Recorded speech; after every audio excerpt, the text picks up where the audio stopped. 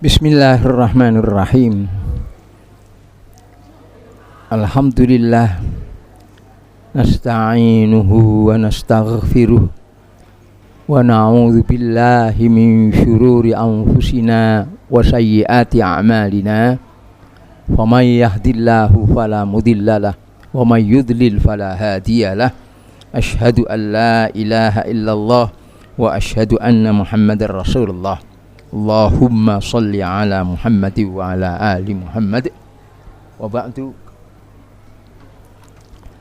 Kita mulai acara ini yang sudah direncanakan oleh sebagian asatid untuk kita, dan ini adalah periode yang kesekian, karena ini sudah cetakan yang keempat, dan alhamdulillah selama ini sejak cetakan yang awal masih di stensil zaman kuno dulu sampai sekarang tidak pernah dijual, bayar. Demikian juga kalau yang diberi ini ada yang diminta duit, kembalikan saja ya. Sebab saya juga tidak mengeluarkan duit untuk ini. Dari seperti juga mushaf diberikan sebagai ada yang hadiah, ada yang wakaf ya, saya berikan pada anak-anak tidak pakai bayar.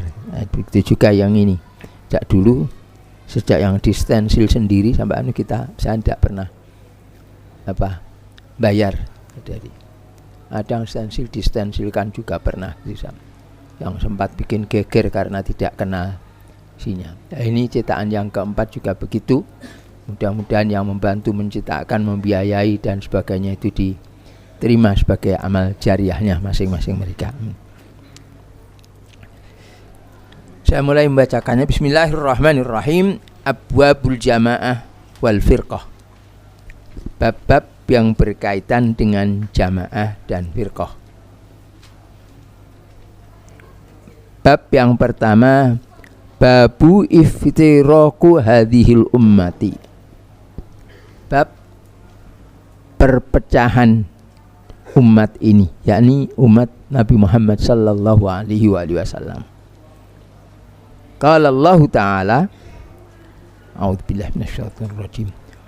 Qul huwal qadiru ala an yab'atsa 'alaikum 'adzaban min fawqikum aw min tahti arjulikum aw yalbisakum syi'a wa yudhiqa ba'dakum ba'sa ba'd. Undur kaifa nusarriful ayati la'allahum yafqahun. Kul, katakanlah wahai Rasulullah, huwa, dia Allah itu al-qadir, zat yang berkuasa, sangat berkuasa. Ala, berkuasa atas, ayyab'atsa, bahwasanya mengirimkan, membangkitkan, alaikum, atas kamu sekalian. Ala itu ada dalam istilah bahasa Arab, ala itu untuk sesuatu yang menjadi beban, yang memberatkan. Tetapi kok ada Allahumma sholli ala Muhammad, kok ada assalamu alaikum. Ala mestinya pembebanan, tapi assalamu alaikum, salam pakai itu, salam itu sesuatu yang mutlak dia untuk kebaikan, tidak untuk kejelekan.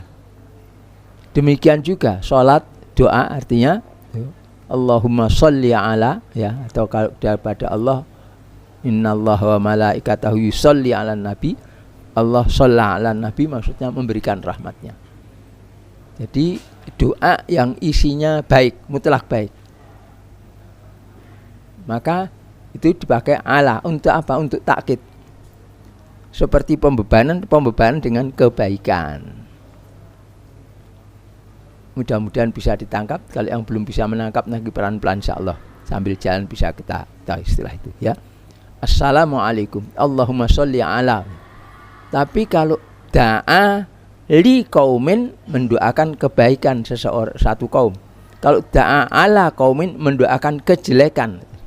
Jadi memisahkan antara kebaikan dan kejelekan itu di situ. Untuk da'a itu, da'ayat itu hanya pada li atau ala. Kalau ala berarti kejelekan. Da'a ala qaumin, mendoakan kejelekan satu kaum.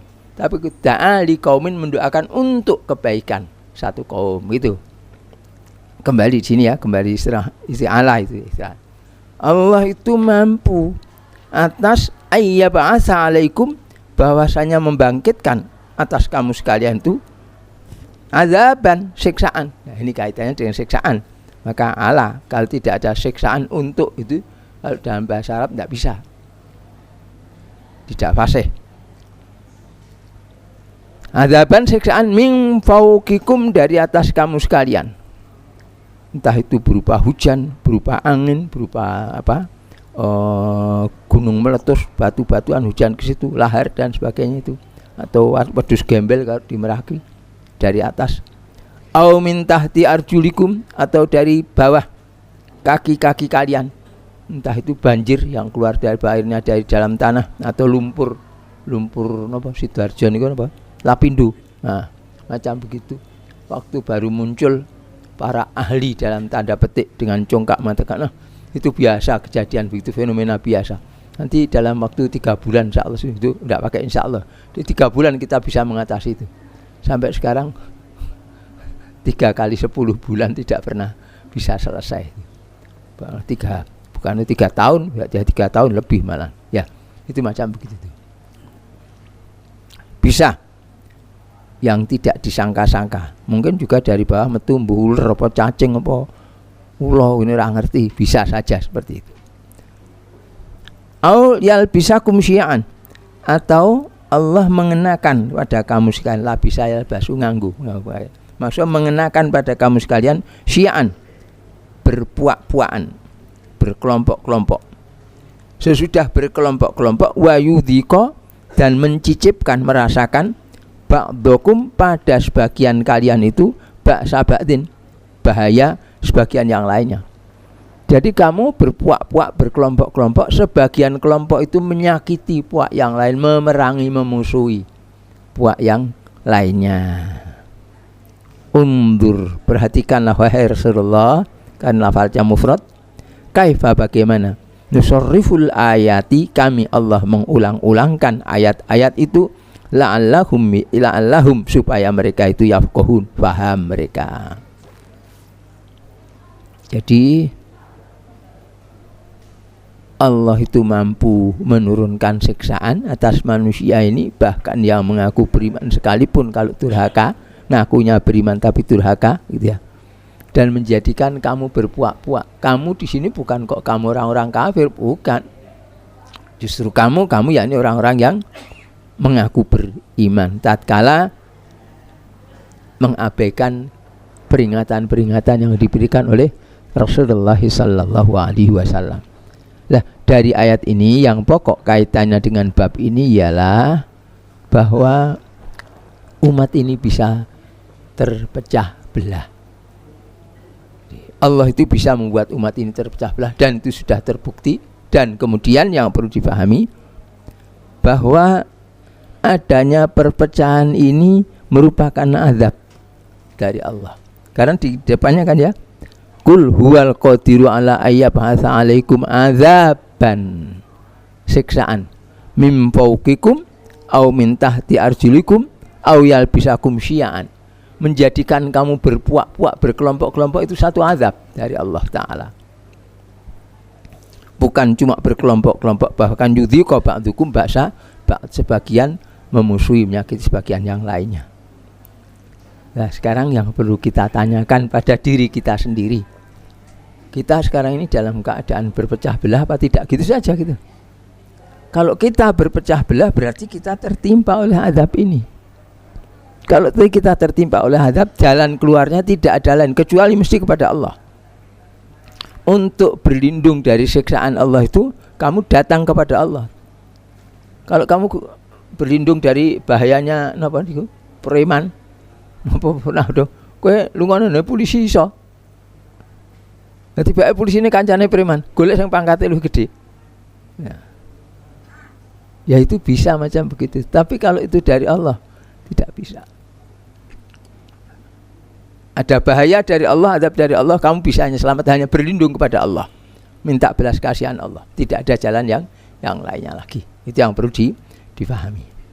Kalau yang lainnya teorinya gampangnya saja. Doya asu kike. Tahu asu kike ya? Kecil gitu. Lah ceruknya bulldog apa helder rak wis dijogoki lho gedhe mlayu dhewe sing kike. Di ruangan ini pernah juga ada 3 biji. Bangsane kikik gitulah gitu. Tapi karena seperti dikatakan orang, di mana tak ada elang, berkatalah belalang, akulah elang. Walang ini gitu. Tapi karena tidak ada belalang dia akukah, tidak ada elang dia akulah elang.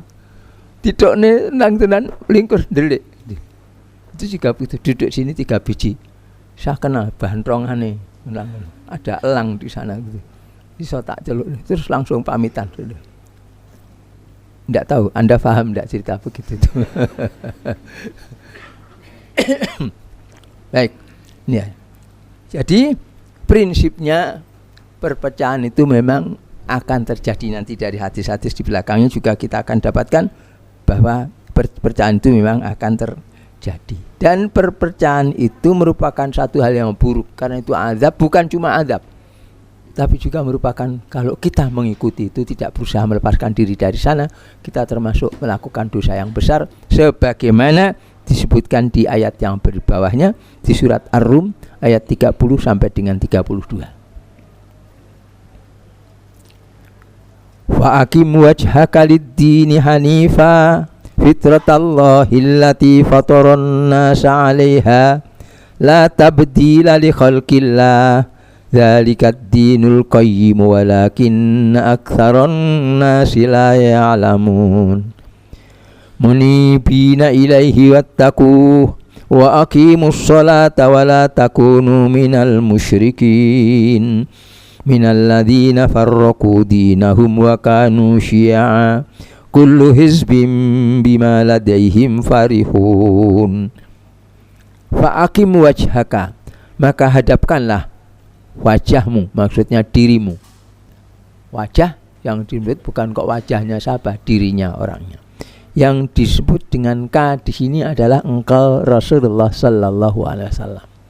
Tetapi sebagaimana kaidah yang sudah dikenal di kalangan ulama usul fikih, bahwa setiap perintah dalam Al-Qur'an ini yang ditujukan kepada Rasulullah sallallahu alaihi wasallam itu, kalau tidak ada keterangan yang menunjukkan bahwa itu khusus untuk beliau, itu berlaku untuk beliau dan umat beliau. Ya, jadi walaupun di sini bunyinya fa'akim wajhaka, sebenarnya fa'akim wujuhakum. Itu loh maksudnya begitu itu. Hadapkanlah wajah-wajah kalian, maksudnya diri-diri kalian. Yang disebut wajahnya, yang dimaksudkan orangnya. Itu apa?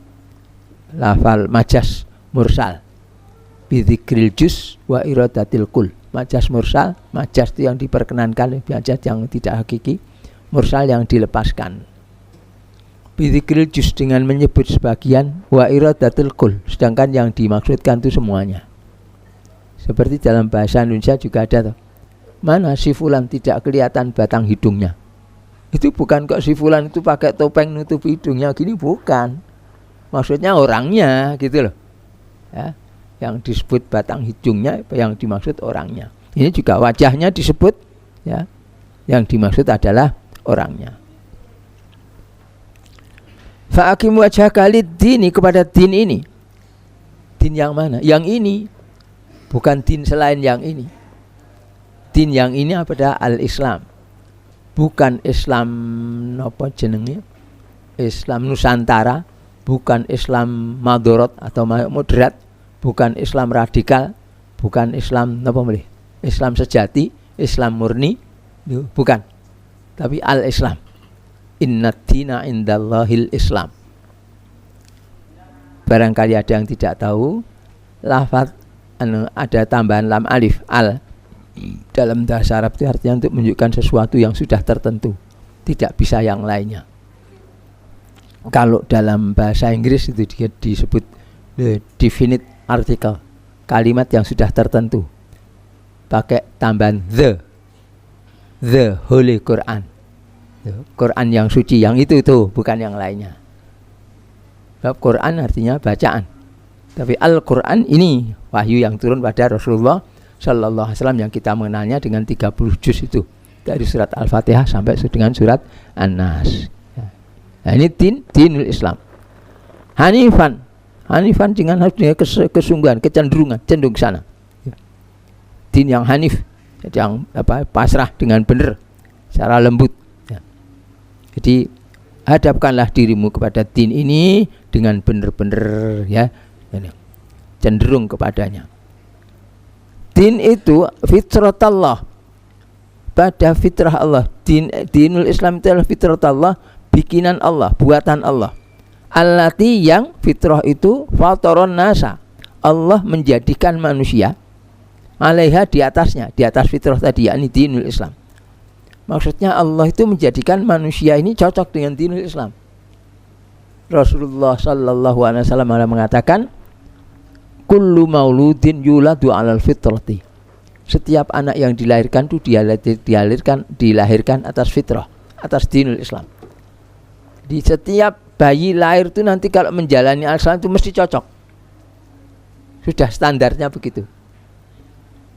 Di ketetapan itu setiap lahir dilahirkan cocok dengan dinul Islam. Kelanjutan hadis tadi, fa abawahul ladzi yuhawwidanihi au yumajjisanihi au yunasironihi.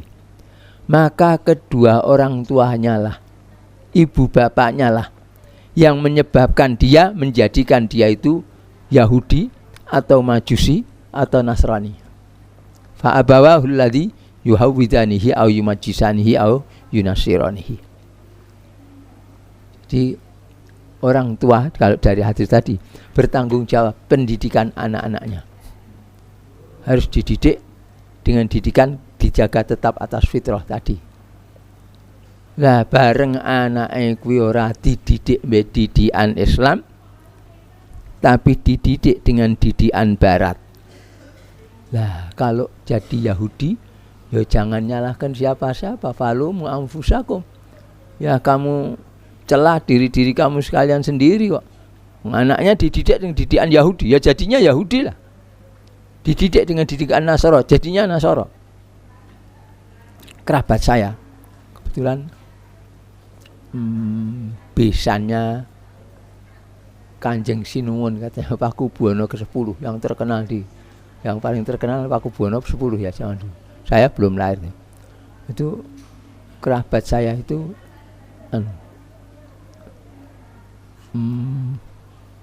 Tumenggung Singoranu namanya.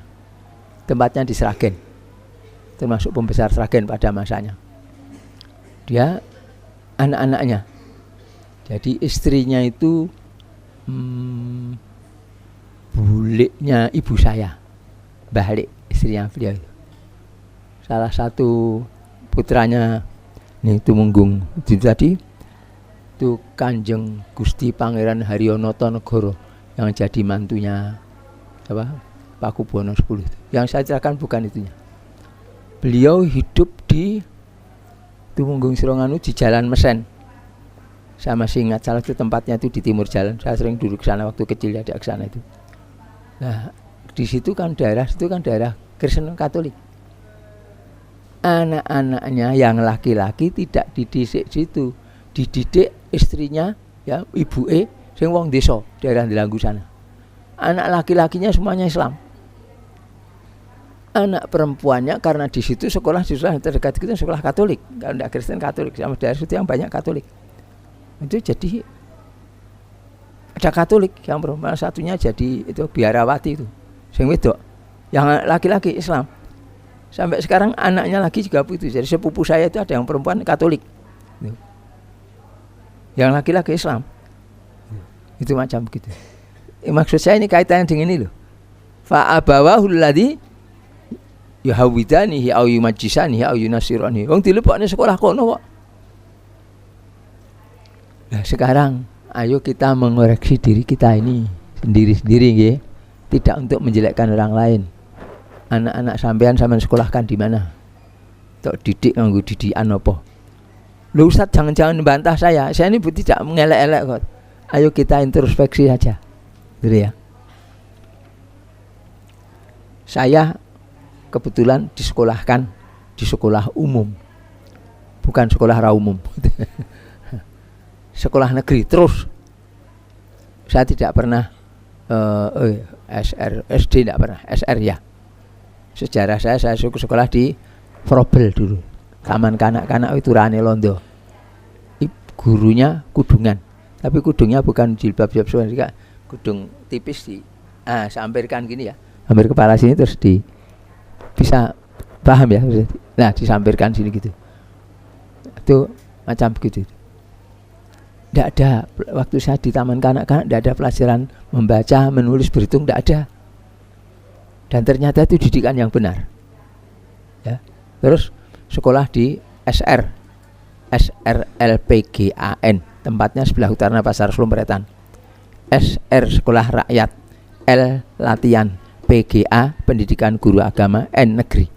Karena guru anak-anak PGAA itu prakteknya di situ, praktek mengajarnya di sekolah saya itu. Memang diadakan untuk latihan itu. SR tapi diajari ngaji, diajari fikih, diajari macam gitu. Negeri loh itu loh, waktu itu. Karena itu tadi gurunya untuk latihan guru-guru, calon guru yang sekolah PGA. PGA-nya ya di belakangnya situ sekolahnya. Macam begitu itu. Itu yang saya maksud bukan gitu. Walaupun diajari ngaji dan sebagainya, saya diajari bagimu negeri jiwa raga kami, ku diulang nih tanpa saya pahami maknanya apa. Baru sesudah saya dewasa, loh kok ngono, sudah saya belajar ngerti tentang din, ngerti ideologi, loh kok ngono. Wah Yoyen selamat lah, tidak dilapalkan dengan lisannya. Padahal kekafiran itu bisa keluar karena mulutnya loh ya. Laqad, silakan baca nanti, laqad kafarul ladzina qalu innallaha salisu salasa. Ngomong itu kafir kok. Gimana? Menurut Allah Ta'ala. SMP saya kelas 5 apa kelas 6 SR itu diambil di UPNI Pak D saya, seorang anggota polisi, kepala dinas reserse kriminal untuk seluruh Surakarta sini. Kantornya di Gedengan dulu situ. Seorang komisaris polisi. Di UPNI karena ibu saya adiknya beliau miskin. Rondo melarat, ngupeni anak 6, 7 meninggal 1. Jadi ya 6. Saya termasuk, saya diambil di UPNI. Disekolahkan, dibiayai. Dimasukkan ke SMP negeri. Masuk SMP negeri pakai tes. Zaman dulu itu sekolah masuk SMP tuh pakai tes. Kalau tidak lulus tes tidak diterima walaupun punya ijazah. Subhanallah. Padahal nilai saya 26 loh. Tidak terlalu jelek amat ya. Untuk 3 mata pelajaran. Kan hampir 9 kan 27 ya. Nilai saya dulu nilainya cuma 1 sampai 10. Saya masih ingat nilai saya 7, 9, 10. 26 nilai saya. Gitu harus masih tes juga. Lulus masuk situ. Yang saya ceritakan bukan masalah itunya. Di sana itu sudah diajari Pancasila. Dan di sana sudah dikenalkan dengan pidato Bung Karno. Itu macam begitu, pidato Bung Karno di mana-mana diadakan. Sudah Pancasila, Undang-Undang Dasar 45 sudah. Saya masuk ke sana tahun 60. Lulus SR tahun 60. Umur saya 13 tahun. Masuk ke situ 3 tahun ditempa untuk jadi kader Soekarno. Ya bunyinya bukan begitu, tapi pelajarannya macam begitu tuh. Terus 63 sekolah negeri kan, jadi ada pelajaran agama. Pelajaran agama ini aku guyu deh. Dirit yang masjid diajari sholat. Oh, aku sih sholat, bedino sholat kok diajari ini. Tidak ada maknanya. Mungkin untuk anak-anak yang lain saya tidak ingat itu. Ya bukan saya tidak ada artinya. Saya di Kauman Semen itu penduduknya 101% beragama Islam. Karena anak-anak sore hari itu mesti habis maghrib ngaji. Kampung situ sepi waktu saya dulu. NDM masih ada sisanya itu ya. Perapatan Nolongan ke selatan, jalan ke timur itu. Nanti sana ada gedung NDM. Sekarang yang ngurusi Ustadz Fadoli, saudara kita. Baik. Itu. Kemudian tahun 63 lulus sekolah STM 3 bulan, kemudian pindah karena dapat panggilan ke sekolah asisten apoteker. Yang mendaftar saya tertulis, dipanggil karena nilainya dianggap baik, diterima gitu. Di sana juga itu tidak ada pelajaran agama, sampai odo-odo demo, minta ada demo gitu. Ayo kita minta pada kepala sekolah biar diajari agama gitu. Minta, akhirnya diberikan ada guru agamanya. Ya, tidak ada artinya sebenarnya, tapi cukup baik, masya Allah. Ya. Tidak kenal Al-Quran, walaupun bisa membaca Al-Quran sejak kecil. Di sana saya sering jadi komandan upacara, waktu badan saya kecil, sebab suara saya lantang, suara kuat, bengok nyorah terus gitu, tegas gitu. Belum tahu tujuan cerita saya, tak rampungkan dulu. Kayak ini baris berbaris begitu. Ngapal nih pidato nih Bung Karno dan sebagainya dan sebagainya. Saya pinter kimia, pinter fisika, pinter botani, menguasai pelajaran-pelajaran itu. Sampai juga teman-teman itu alumni, karena ada perkumpulan alumni sekolah saya itu ya. Sekolah saya sudah ditutup lama itu, sudah tidak ada lagi. Menyaksikan nilai saya selalu bagus. Sampai ulangan harian tidak diikutkan oleh gurunya. Betul. Malah ulangan harian itu yang sering membuat soal saya. Mudakir, nanti Kamis ulangan kimia ya. Oh iya Pak. Biasanya Selasa memberitahu 2 hari sebelumnya. Malam hari saya bikin soal. Ya mesti menguasai itu, tambah pinter saya. Cuma ikut ulangan umum saja. Ulangan umum tetap ikut karena sudah nilai. Itu sampai begitu rupa. Bukan karena saya mengilem, tapi saya waktu itu anak pintar. Sampai adik-adik kelas saya itu semua kenal saya, karena tidak ada yang dapat nilai seperti saya. Ning ngono iki ora ngerti Quran.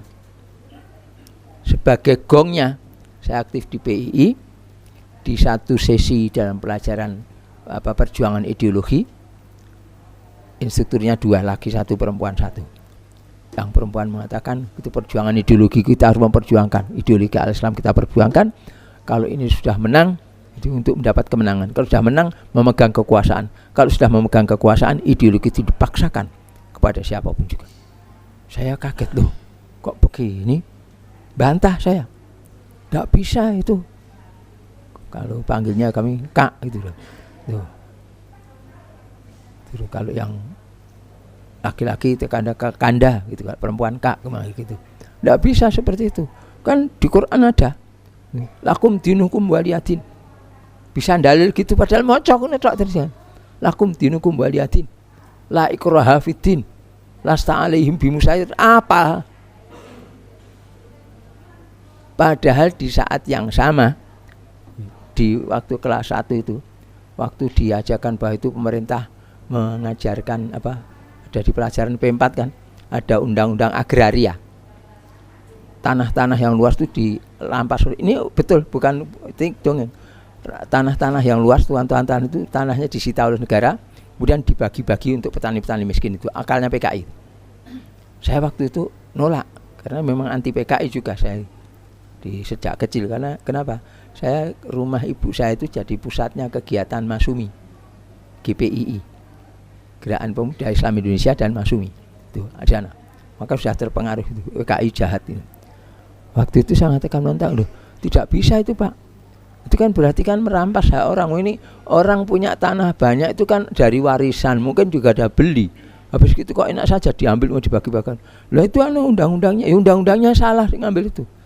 Loh, enggak, itu undang-undang berdasarkan Undang-Undang Dasar 45 dan Pancasila, dibuat undang-undangnya seperti itu.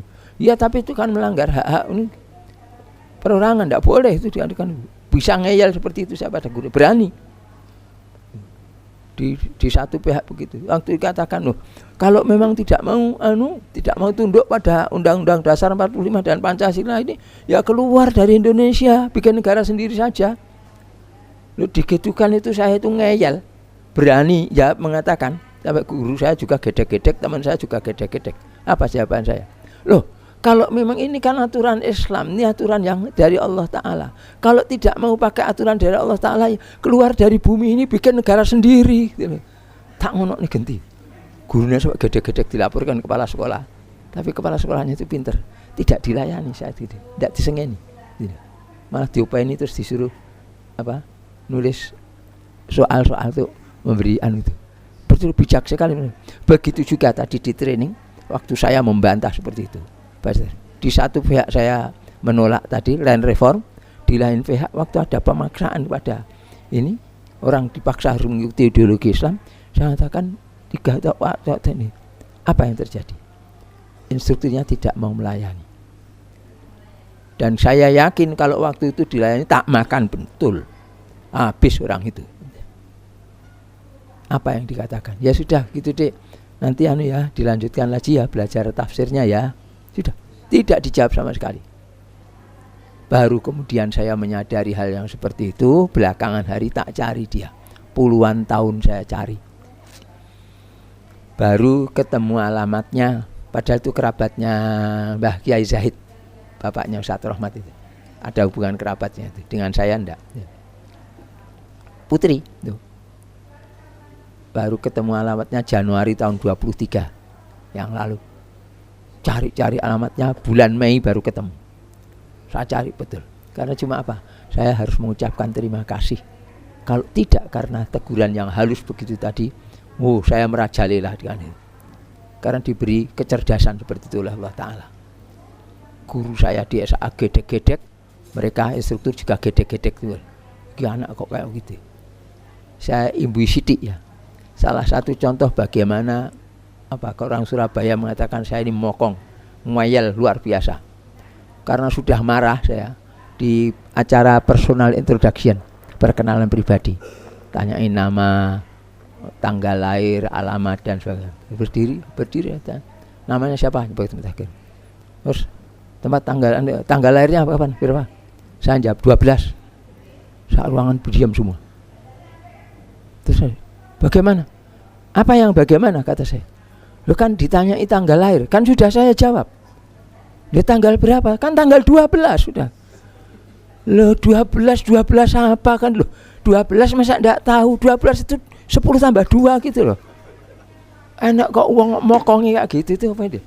Maka saya mengatakan, untung guru-guru saya yang bijak itu saya tidak dilayani. Gitu. Karena itu kan ada murid saya yang ngeyel, saya juga enggak marah.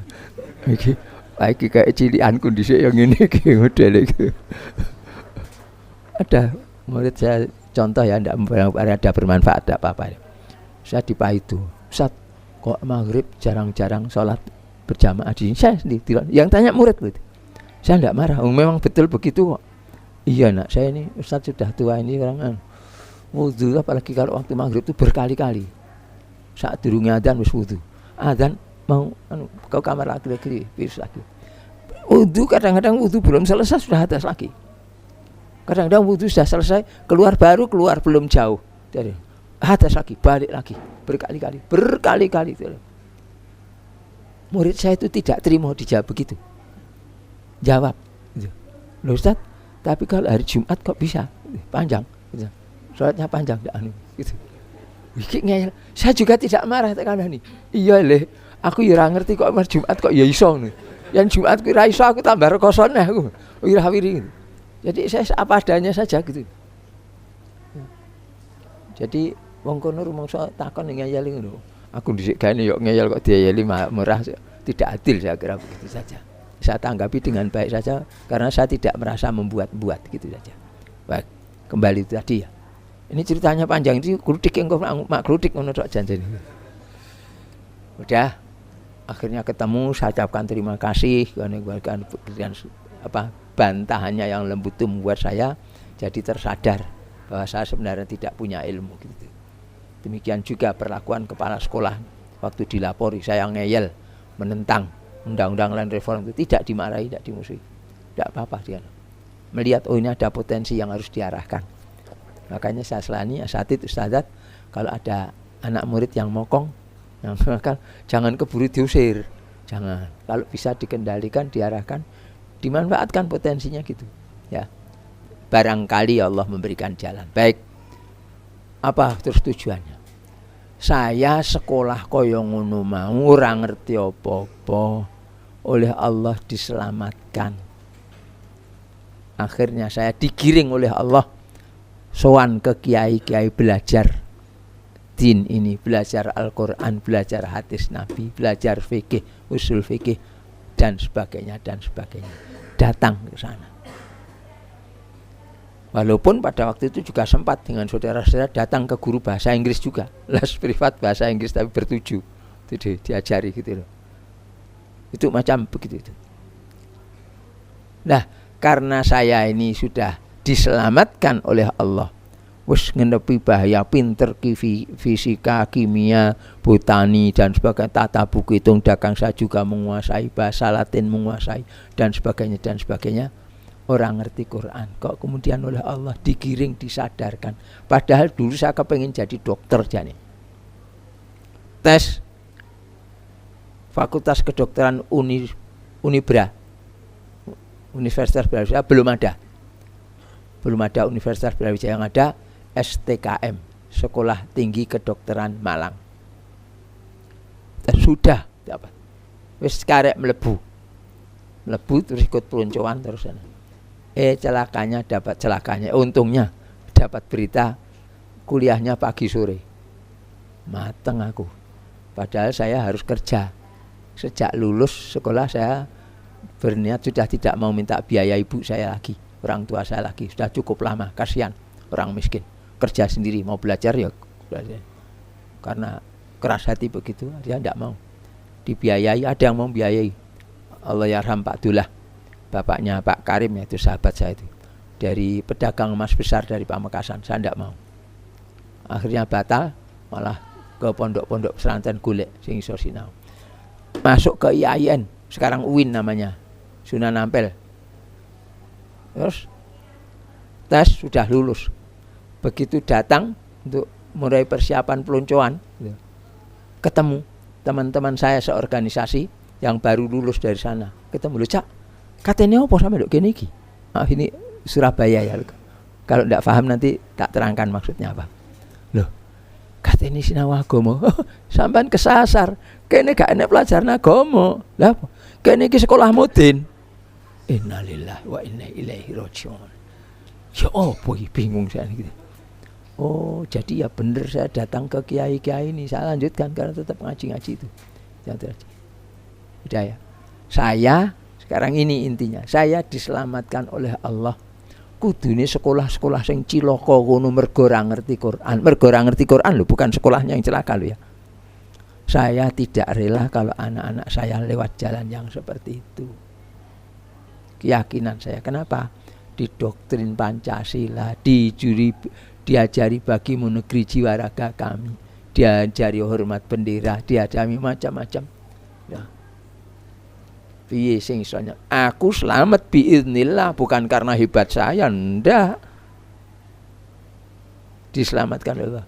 Saya tega anak-anak saya dulu. Saya ini lewat jalan yang berbahaya, dibuat oleh Allah selamat. Anakku tak akan lewatkan, udah tidak tega saya. Itu maka anak-anak saya terus terang tidak ada yang saya sekolahkan ke sekolah-sekolah kecuali yang saya ngontrol dia. MI sini ya, MI di Bangil ya, MI di Pelumpang ya, di tempat-tempat lain tidak tega saya. Terus diajari apa? Di sini kan tidak ada. Mana guru sini situ? Ustadz Mohtar ada upacara bendera sini? Ya, tidak ada. Ya, tidak ada. Diajari bagimu negeri jiwa raga kami dah. Tidak, ya gitu saya. Karena tidak tega anak saya tak coba. Lah yen ora lulus ujian piye? Kecemplung piye? Saya terus terang begitu. Perkara orang lain aku ora ngerti. Aku sing butuh nyelametke awakku dhewe kok. Nanti tanggung jawab saya di akhirat bagaimana? Ya. Fa abawahu alladhi yuhawwidanihi wa yumajjisanihi au yunasironhi. Yahudi, Majusi, Nasara sing tanggung jawab bapak ibunya. Kalau dia tidak menjaga. Loh, dene wis dijaga, dipondokne, disinaone agama, hasilnya tetap meletat. Tahu meletat itu? Bambu dianyam, ya. Ini lepas dari anyamannya. Menggok gini, namanya meletat itu. Dia tetap meletat, ya sudah. Masya Allah kan wa malam yasha lam yakun. Allah kan. Tapi kita bisanya mendoakan, tapi tak doakan yang baik saja. Wah, Ustadz berarti kita tidak merasa terhina dengan itu. Enggak, kalau saya menerima qada dan qadar dari Allah sesudah saya mengatakan pada Allah, saya berusaha sekuat tenaga, Allahumma taqabbal minna innaka antas samiul alim. Kenapa? Nabi Nuh saja tidak bisa nunjuki anaknya kok. Nabi Ibrahim tidak bisa memberikan petunjuk kepada Azar, Pak kok. Nabi Muhammad tidak bisa memberikan petunjuk kepada Abu Jahal, pamannya kok. Bagaimana? Jadi ya sudah, Masya Allah kan, wa malam yasha lam yakun. Nah, sekarang saya tanya, dongeng dawa mau entek ini takon, bagaimana bapak-bapak, ibu-ibu, saudara-saudara sekalian dengan anak-anak Anda ini? Saya tidak mengatakan tirulah aku, enggak. Astagfirullahaladzim. Tirulah ajaran Rasulullah Sallallahu Alaihi Wasallam. Saya cuma menceritakan pengalaman saya yang seperti itu, sehingga saya tidak berani terus terang saja. Oh, masih ada lagi tambahannya. Tahun 80 saya diajak oleh saudara angkat saya, itu yang saya ceritakan tadi, anaknya Pak Abdullah tadi ya, namanya Abdul Karim. Abdul Karim Abdullah ini jadi atase ekonomi di Kedutaan Besar Republik Indonesia di Jeddah. Pada waktu itu masih di Jeddah, sekarang pindah Riyadh, tapi Jeddah. Saya diajak ke sana. Ya Mas, ikut saya. Apa? Ya tinggal sama saya. Hah? Saya di sini ngajar? Enggak. Di sana nanti ya nunggu waktu haji. Waktu itu bulan Rajab maksudnya. Nunggu waktu haji sambil nanti kalau saya punya uang beli kitab gitu loh. Oh, tertarik saya. Ya sudah kalau gitu berangkat untuk haji dan cari kitab. 7 bulan saya di sana itu. Ringkasnya begitu. Ya. Di ini apa namanya? Dibawakan sana, kemudian saya juga mengumpulkan kitab untuk beli-beli itu. Nah, yang jadi masalah sekarang untuk kita semuanya ini gitu ya.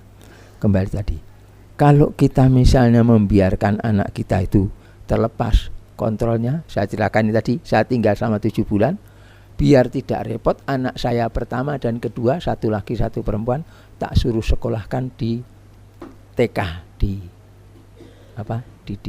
Solo sini, di tempatnya di sebelah sini, TK Islam. Saya pulang, habis haji, anak saya yang kecil, yang nomor 2 perempuan itu, wahai burung Garuda, inna lillahi wa inna ilaihi rajiun. Pae ngoyo-yo melayu kokono malah iki wahai burung Garuda. Wah. Mulai sekarang tidak usah lagi, tidak usah. Tidak sekolah ya, tidak usah sekolah sini sama ayah sama saja sudah. Langsung saya lepaskan dari sana. Tidak rela saya, anak saya. Mudah-mudahan tidak teracuni lagi, tapi saya tidak rela anak saya didulangi racun begitu itu. Sebagaimana saya tidak rela anak-anak saya yang sekian banyak, yang ratusan ini dicekoi MSG, micin atau moto itu, karena itu meracuni dia. Ini racun untuk badan saja saya tolak keras gitu. Apalagi racun ideologi. Apa maknanya wahai burung Garuda munjing juga begitu. Tidak tega. Itu membuat saya terus yakin, wah tambah tidak sama sekali. Akhirnya anak saya sampai nomor 1, 2, 3, 4, 5 itu tak ajari membaca, menulis bahasa Indonesia, bahasa Arab, tak ajari dewi di rumah. Belum kenal atau homeschooling apa suruh, pokoknya diajari sholat, diajari maca, nulis, diajari dewi gitu. Saya ajari sendiri. Itu macam begitu. Kenapa? Tidak rela kalau di luar nanti celaka anak saya bertanggung jawab di depan Allah Ta'ala. Ini sekedar saja, hantaran saja untuk ini. Kita akan mempertanggungjawabkan itu. Bagaimana nanti anak-anak kita, ya hasilnya kemana, apa yang sudah kita lakukan sehingga anak-anak kita seperti itu. Bahwa kita melakukan sudah sebaik-baiknya, ternyata hasilnya tidak seperti yang diharapkan. Kita sudah melakukan, tinggal mengatakan Allahumma taqabbal minna innaka antas samiul alim. Itu baru sampai fitratallahi fatarana sa'alaiha. Kembali kelingan betul kita kan mirkuni wow. Saya lanjutkan, la tabdila li khalqillahi. Kalau tambah ini, saya kelemahan saya itu kalau menerangkan sesuatu, saya ini kelemahan saya ini. Menceritakan, mengajarkan sesuatu itu ada cabangnya itu, ngopo ini cabangnya kene jelas nih sisan, ngopo ini cabang sini. Untuk yang bisa menangkap tak ilmu ini ndak akeh. yang tidak bisa menangkap ki cerita apa kok iso rono-rono ki mau gitu loh ya. Ya itu ciri khas saya atau kelemahan saya di situ, sekaligus kelebihan bagi yang bisa menangkapnya. Saya lanjutkan terus ya. La tabdila, tidak ada pengganti li khalqillahi bagi ciptaan Allah. Jadi ini loh. Dzalika itu dinul Islam adalah ad-dinul qayyim, din yang tegak, yang lurus. Walakin akan tetapi aktsarun nasi, kebanyakan manusia itu la ya'lamun, tidak mengetahui. Jadi ciptaan Allah itu tidak ada penggantinya. Pun ngeten mawon, jangan angel. Untuk ciptaan Allah ini. Uang iso gawe untuk palsu iya. Tapi fungsinya tidak bisa seperti gigi yang asli itu. Padahal maksud ayat ini bukan itu sebenarnya. La tabdila li khalqillah, itu dinul Islam itu tidak ada yang bisa menggantikan untuk dia, itu tidak ada. Enak aturan kau Islam selengkapnya masih, oh, masya Allah, tidak ada. Begitu banyak perkara yang besar, perkara yang kecil, yang lembut, yang halus, semuanya ada. Sing nyangkut soal perasaan, soal adab, soal keyakinan, soal hukum-hukum zahir, semuanya ada dalam Islam itu. Agama yang lain tidak ada sama sekali. Itu asalnya la tabdila li khalqillah. Untuk gantinya itu aja gampangnya saja. Kowe ndek sikil, ganti sikil palsu ya iso. Ning sikil palsu ora iso kaya sikil sing tenanan. Rupane wae ketoke padha. Gitu kan ya. Tapi fungsinya tidak bisa. Tangan diganti, ini jari-jari iya sudah bisa ada. Tangan bisa menggerakkan juga. Tapi dia tetap tidak bisa seperti tangan yang biasa itu. Subhanallah, la tabdila li khalqillah, apalagi nyawanya. Padahal menjelang Covid, waktu awal Covid kemarin, itu saya sudah membaca artikel katanya diperkirakan tahun 40 nanti. Sekarang kan 24, 16 tahun lagi manusia sudah menemukan cara untuk hidup kekal, tidak mati lagi. Congkak bener manusia ini. Saya yakin tidak akan terjadi. Ya. Karena kullu syai'in halikun illa wajhah. Semua ini akan binasa, semuanya. Hanya Allah saja yang akan tetap ada. Gitu ya. Baik, kembali pada ini tadi. Jadi la tabdila li khalqillah, dzalika dinul qayyim, itu adalah din yang tegak. Tetapi kebanyakan manusia tidak mengerti. Karena tidak mengerti bahwa dinul qayyim yang lurus seperti ini, maka ada yang ngongkreh-ngongkreh ditambahi. Itu kan agama yang dibawa orang Arab. Kita di Indonesia pakai agama harus dibumikan. Jadilah katanya agama Islam Nusantara. Tidak mau pakai agama yang dibawa oleh orang-orang Arab itu. Dan sudah ditegur oleh Syekh dari mana? Dari saya lupa, dari Kuwait apa dari Saudi Arabia, mengatakan, wallahi, Anda tidak beriman sampai Anda mau menerima din yang dibawa oleh orang Arab, Muhammad ibnu Abdullah ibnu Abdul Muttalib. Tidak, itu orang Arab tuh. Anda tidak bisa mengingkari itu. Jadi jangan mengatakan tidak mau pakai din yang dibawa oleh orang Arab. Yang bawa itu memang betul-betul orang Arab asli. Telenge wong Arab. Umpama Jawa gitu Solo atau Yojo. Yang Jawa Kebumen, Jawa Surabaya kan lain ya. Jadi telenge apa intinya Jawa, kebudayaan Jawa di Solo atau Jogja itu. Yang lainnya itu imbu-imbuan, sudah ada perubahan. Apalagi Suriname beda maneh. Wong ngarani mangan mbadok iki. Waduh. Astagfirullahaladzim. Krungune kaget waduh ngoten niku. Ye. Kebanyakan manusia tidak tahu. Apa ini tadi? Hadapkan dirimu itu kepada din ini dengan condong ke sana. Condong itu apa? Artinya harus pilih sana-sana, pilih ke sebelah sana. Gitu ya, cenderung ke sana. Hanif.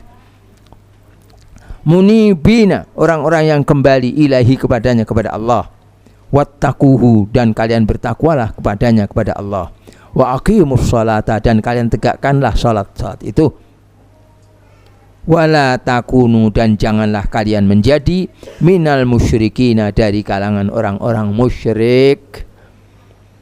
Jadi hendaklah kalian itu kembali kepada Allah, bertakwa kepada Allah, menegakkan sholat, dan jangan musyrik, atau jangan termasuk dalam golongan orang-orang musyrik. Orang musyrik itu seperti apa? disebutkan di ayat ke-32. Inilah intinya. Minalladzina, dari golongan orang-orang yang farroku, mereka memecah belah, dinahum, din mereka, agama mereka, wakanu, dan jadilah mereka itu syi'an, bersyah-syah, berbuak-buak, bergolong-golongan, berkelompok-kelompok, berpartai-partai, bergrup-grup. Yang kullu hizbin, tiap-tiap partai, tiap-tiap hizb, tiap-tiap golongan itu bima ladaihim, dengan apa yang ada pada mereka itu farihuna, mereka itu bangga. Jadi hendaklah kalian tuh condong kepada dinul Islam, bukan kepada yang lainnya, bertakwa kepadanya, yakni kepada Allah, menegakkan sholat, dan jangan musyrik, jangan tergolong dalam golongan orang-orang yang musyrik. Yaitu orang musyrik itu apa? Memecah belah din mereka jadi berpuak-puak, padahal puak-puak itu tadi apa namanya? Jadi azab. Itu yang di atas tuh, baris kedua dari atas, awyal bisakum syi'an. Jadi ini wakanu syi'an. Kena azab, berpuak-puaknya juga jadi azab. Ini malah mendatangkan diri di tempat azabnya. Memecah belah din mereka, mereka berpuak-puak. Yang tiap-tiap hizb, tiap-tiap golongan, tiap-tiap partai itu merasa bangga dengan apa yang ada pada mereka, tidak bangga dengan dinil Islam. Sebagaimana banyak terjadi sekarang, kalau dinnya, agamanya atau Allah, Rasul dihina, dicela, diam saja. Bukan alasan toleransi apa-apa. Tapi kalau organisasinya atau partainya atau kelompoknya diserang, muring-muring, langsung tuh merah padam mukanya, matanya mendelik gitu ya, darahnya mendidih, pokoknya semua caci maki disiapkan untuk memerangi itu. Jadi kalau gitu mau selamat jangan musyrik. Maksudnya jangan berpecah belah, jangan memecahkan diri Anda. Ini kita kelompok ini yang paling baik, yang lainnya salah, lu jangan begitu. Kita berusaha untuk menjadi paling baik, boleh. Merasa diri paling baik itu yang tidak boleh. Sehingga waktu dibilang jangan ikut kelompok gumuk, maksudnya ditujukan pada saya atau yang kita ini. Saya dengan enak mengatakan, iya benar, jangan ikut kelompok gumuk. Kelompok gumuk itu kotor dan bau. Tidak percaya? Pergi ke gumuk situ, perapatan gumuk itu loh. Di situ ada tuh, kita alirannya di situ tuh kotor, hitam warnanya, dan baunya tidak enak. Jadi jangan ikut aliran gumuk. Iya bener. Mboten karepe ben mboten ngikut sampean. Lho sing ngakon ngemelu aku ya sapa? Saya kan tidak nyuruh ikutlah aku, ndak. Ittabi'u ma unzila ilaikum mir rabbikum wa la tattabi'u ahwa alladziina la ya'lamun. Kami ikuti apa yang Allah turunkan pada kalian. Allah mengatakan laqad kana lakum fi rasulillahi uswatun hasanatun. Sungguh-sungguh pada diri Rasulullah itu ada ikutan yang baik, sari tauladan yang baik. Liman kana yarjullah wal yaumal akhir wa dzakarallaha katsiran. Siapa yang mengharapkan ridho Allah, mengharapkan keselamatan di akhirat, dan banyak ingat pada Allah. Yang patut ditiru Muhammad sallallahu alaihi wasallam itu bukan saya, bukan yang lainnya. Kita bareng-bareng ayo niru Rasulullah gitu loh. Artinya kalau ada yang saya lakukan itu salah, elekno. Kayak tadi loh, Ustaz ini ngakon wong-wong jamaah sholat maghrib atau melu jamaah sholat dielekno. Saya tidak marah gitu. Wong nyat ngono tenan kedadian nih kok. Ya saya harus, kalau memang tidak ada halangan, saya harus memperbaiki diri, gitu saja. Kerjasama kita namanya. Yang kita tiru siapa? Muhammad sallallahu alaihi wasallam. Terus piye?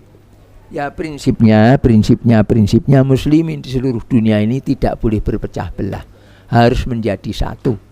Ada yang memimpin, satu orang saja. Siapa itu? Yang saya ringkasnya saja, bukan saya. Saya tidak punya hak untuk memimpin umat Islam seluruh dunia. Tidak ada hak. Terus piye? Ya yang lain ada beberapa syarat yang diantaranya saya tidak memenuhi syarat itu.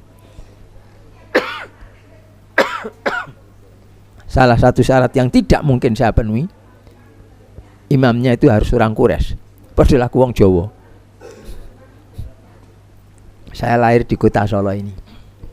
Kakek saya dari arah bapak di sini, Mbah Kiai Sidik, dulu di ruang belakangnya ini loh. Itu rumahnya dulu sebelah situ. Yang kemudian ditempati Mbah Kiai Zahid almarhum. Tuh. Kemudian Pak D saya juga, Pak D-nya cuma satu deh. Pak D sama paman-paman saya yang lain tinggal sekitar sini nih. Ya. Itu juga mereka para mubaligh. Kakek saya dari arah ibu Kiai Anwar, tinggalnya di Kusumayudan. Kusumayudan itu sebelah timurnya Mangkunegaran itu. Di sana. Putra beliau yang rodok nyai ada satu dulu di pasar Nongko itu ikut NU. Terus punya adik perempuan, jadi putranya kakek saya itu dinikah oleh Kiai Siroj dari Cirebon. Ringkasnya saya nyimpang sedikit, Kiai Siroj punya beberapa anak, Kiai Maksum, yang kedua Kiai Akil, dan lain-lainnya ada 7 orang. Kiai Akil punya beberapa anak, namanya Said salah satunya. Jadi Kiai Said bin Kiai Akil bin Kiai Siroj. Said Akil Siroj. Jadi kakeknya dia saya manggilnya Pak D. Ya, jadi kalau dia manggil saya paman gitu. Tapi belum pernah ketemu muka. Cuma akhir-akhir ini sudah lewat ponakan saya kirim salam. Sudah begitu saja. Saya juga jawab ya, kirim salam kembali sana ya, jawab salamnya gitu saja. Ketemu muka belum pernah. Sudah. Maksud saya aku itu wong Jawa, dudu kakek saya daerah ibu aslinya dari Cirebon. Kena dudu turunane wong Quraisy. Maka saya lebih dulu mengatakan saya tidak punya hak. Dan ini perlu saya tekankan karena pada tahun 70 sekian gitu ya, waktu itu mobil belum banyak gitu. Saya mengumpulkan beberapa tokoh di kota Solo ini ya, tidak terlalu banyak, 2-3 orang bersama, kalau tidak salah juga Ustadz Abu Abdillah, Ustadz Rahmat, Ustadz Khalid, berapa, mungkin ada berapa belas orang gitu saja. Saya terangkan soal jamaah dan imamah ini. 3 hari saya pinjam villa di Tawangmangu, yang punya villa itu almarhum Pak Abdullah Baraja. Abdullah Baraja itu masih Pak Umar Baraja FPIS. Kalau tidak kenal ya itu masih istrinya Ustadz Abu Bakar Basir. Jenenge sopo kok lupa saya. Karena dia itu teman istri saya yang pertama, juga teman Mbak Yuni Ustadz Rahmat, teman sekolahnya waktu itu. Mbak Bu Icun, istrinya ibunya Ustadz siapa? Abdul Rasid ya, Abdul Rasid Basir ya. Juga Ustadz Abdul Rahim Basir, ibunya itu apa namanya? Temannya istri saya. Itu masih dia Pak Abdullah Baraja, orang kaya di situ di dekat perapatan Batu Rono situ. Dia punya villa di Tawangmangu. Saya meminjam lewat kenalannya. Saya karena waktu itu saya belum kenal dengan beliau. Kenalannya itu saya manggilnya Segaf Jupri, salah seorang alim dari golongan Syiah di Solo sini. Orang Syiah dia. Saya pinjam di sana. Tapi Abdullah Barajanya bukan orang Syiah. Saya dekat mereka, saya teman sejak muda. Saya pinjam di villanya Pak Abdullah Baraja itu, almarhum itu. Waktu itu belum banyak taksi seperti sekarang ini. Perlunya apa? Benora pamit. Bapak dong rampung pedot itu. Terus bawa ke sana pakai mobilnya Pak Segaf itu. Mobilnya saya jangan jemput kecuali nanti 2 hari sore, mulai pagi, terus besok lagi sehari pagi, hari ketiga itu sorenya kamu baru jemput sini. Jadi sulit untuk pergi. Ya, terus 3 hari itu berturut-turut saya terangkan tentang jamaah. Di tengah penelitian itu sudah mulai masuk ke bab aturannya begini. Mereka konon mereka ngerasani, dan itu mereka ngakui sesudah selesai baru ngakui. Paling kita akan disuruh baiat pada orang ini nanti kayak LDII itu dia. Tapi saya menerangkan apa adanya. Terus kesimpulannya terakhir, orang Islam seluruh dunia harus punya imam gini. Dan saya terangkan, saya tidak punya hak karena saya bukan orang Quraisy. Jadi tidak disuruh baiat kita nih.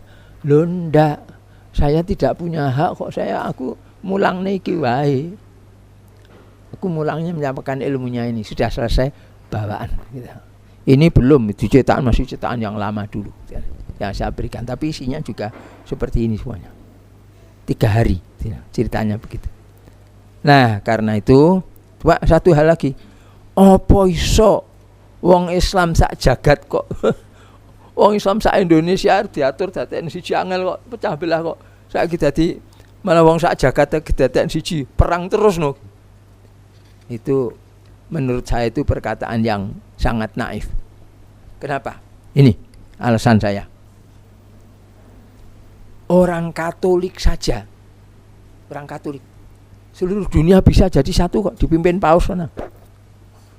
Oh iya, tapi itu kan organisasi.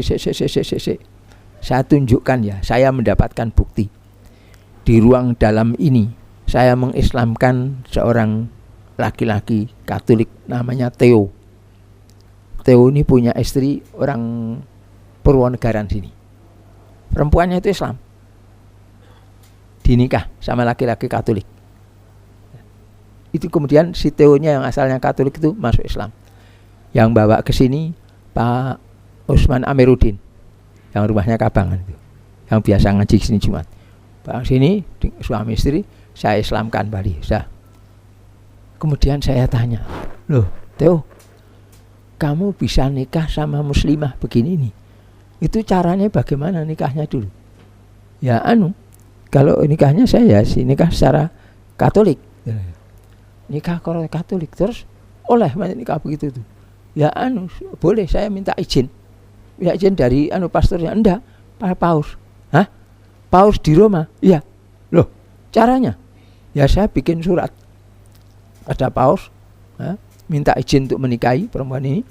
Saya serahkan pada pastor serahkan pada kardinal dibikin terjemahnya dikirim ke sana, nunggu keputusan. Terus kamu ngirim terus langsung nikah? Enggak, nunggu boleh enggak? Sampai kemudian datang jawaban dari Paus langsung diterjemahkan, intinya boleh menikahi itu tuh, dengan syaratnya istri kamu dimasukkan Katolik. Kok sekarang masih Islam? Enggak, tidak ada syarat istri saya harus dimasukkan Katolik. Terus apa syaratnya? Syaratnya anak-anak kami harus dididik dengan didikan Katolik. Itu saja. Kayak begitu tuh aluse gelembue wong kafir untuk menyimpangkan, menghabiskan orang Islam. Orang kecekel pake digembosi, anak sing dipek. Orang kecekel ibuke digembosi, anak dipek. Macam gitu tuh. Maksud saya yang pokok ini wong Katolik sak jagat perkara arep nikah wae nunggu izin kok nggone Paus di rumah sana. Lah kok malah mubalek itu ya mubal tapi elek ngoten iki. Mubalek Islam bolehkan mahasiwi itu dinikahkan dengan laki-lakinya. Yang penting sudah sama-sama dewasa dinikahkan oleh Pak Ustadz karena Pak Ustadznya berhak. Ndak. Walau Ustadz mau balik mau mubal sing elek itu ndak ada hak. Bapaknya yang berhak. Kalau bapaknya ndak ada, saudara kandungnya. Mungkin ndak ada pamannya, boleh. Itu macam begitu itu. Perkara nikah lho. Izinnya langsung dari rumah. Mosok wong Islam ra iso. Ndak masuk akal. Itu baru syarat teknis. Yang kedua apa ke satu? Allah yang menyuruhkan kita jadi satu kok malah piye toh? Terbukti nanti sampai pada keterangan tentang itu tadi, nanti kita akan dapatkan itu.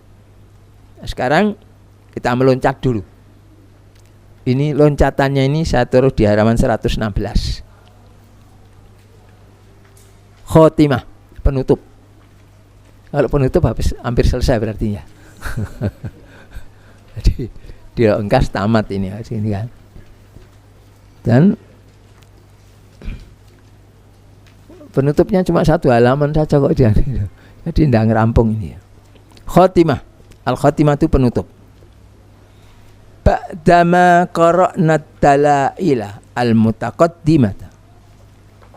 Ba'da sesudah ma barang yang qara'na kita membaca ad-dalail al-mutaqaddimata, dalil-dalil yang sudah lewat. Arafna, kita tahu, annahu bahwasanya laisa ahadun minan nasi, tidak ada seorang pun dari kalangan manusia, haitsu kana, di mana saja adanya, illa melainkan wa huwa, sedangkan dia itu ala ahadi hadhil arbaati, berada di atas salah satu dari 4 perkara ini.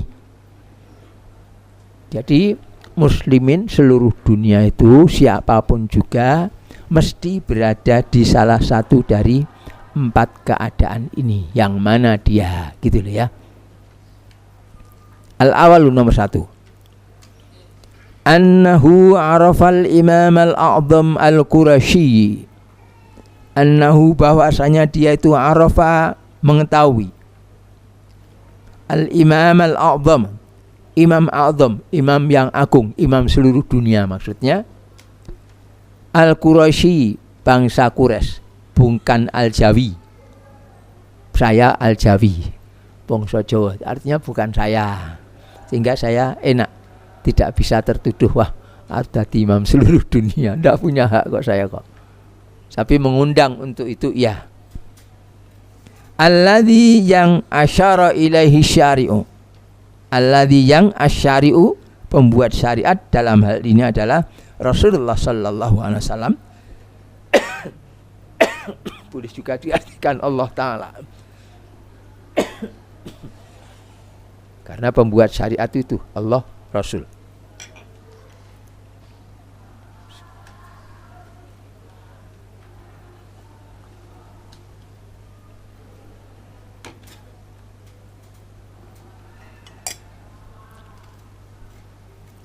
Fahuwa, maka dia siapa?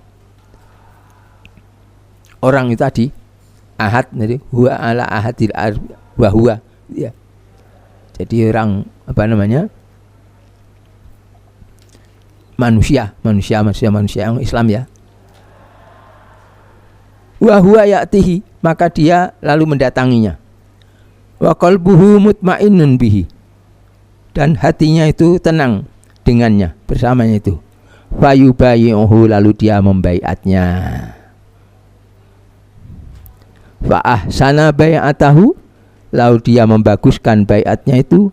Fayattabi'ahu, lalu dia mengikutinya. Wa yuti'uhu, dan dia mentaatinya. Tahu ada Imamul Adzam, mbuh tempatnya nanti di Madinah atau di mana gitu ya, kita tidak tahu. Terus berbaiat dengan baik, mengikuti dan taat kepadanya. Hatta yalqa rabbahu wa huwa yurdihi, sampai dia menjumpai Tuhannya. Wa huwa, sedangkan dia Tuhannya yurdihi, meridhokannya, ridho kepadanya. Atau sebaliknya, wa huwa, dia orang yurdihi, ridho kepadanya, kepada Allah Ta'ala. Faya fauza, maka wahai alangkah bahagianya orang yang seperti itu. Berbaiat pada Imamul Adzam dan dia mendengarkan, mentaati, mengikuti perintahnya itu sampai dia mati. Bahagia orang yang seperti itu. Dasarnya hadis-hadis yang sudah lewat. Sudah lewatnya nanti kalau sudah selesai dibacanya. Karena ini khotimahnya kayak penutupnya. Jadi maksud saya, kita belajar ini entek-entekane rono kae lho, gitu loh. Kalau itu tidak cocok mereka langko kandanono. Kalau ada yang merasa begitu ya tunjukkan. Itu awal. Asani, nomor 2. Atau kalau bukan itu, annahu lam ya'rifil imam, dia belum mengetahui adanya imam itu. Walal jama'ata, dan tidak mengetahui di jama'ah. Mahman jahdahu, mahsan jahdahu, meskipun jahada dia berusaha jahdahu dengan segenap kemampuannya, sudah mengusahakan semampunya tapi tidak mendapatkan atau belum mendapatkan endi sing jenengi imam jamaah. Fa tazalal firqa kullaha, maka dia pun menyingkiri firqah semuanya itu. Wa ta'ada, dan menjauh an jami'il asabiyati, dari semua bentuk paham pengelompokan. Allati, yang la sultana laha minallah, tidak ada dalil untuknya dari Allah. Sultan kekuatan atau dalil atau hujjah. Itu amalan li hadis Hudzaifah, karena mengamalkan hadisnya Hudzaifah, yakni hadis Saniyata wa Salasin, hadis nomor 32 min hadhir risalati, dari risalah ini. Nanti tersebut hadis ada nomornya, hadis nomor 32. Sementara hadisnya nanti sampai 180 hadis.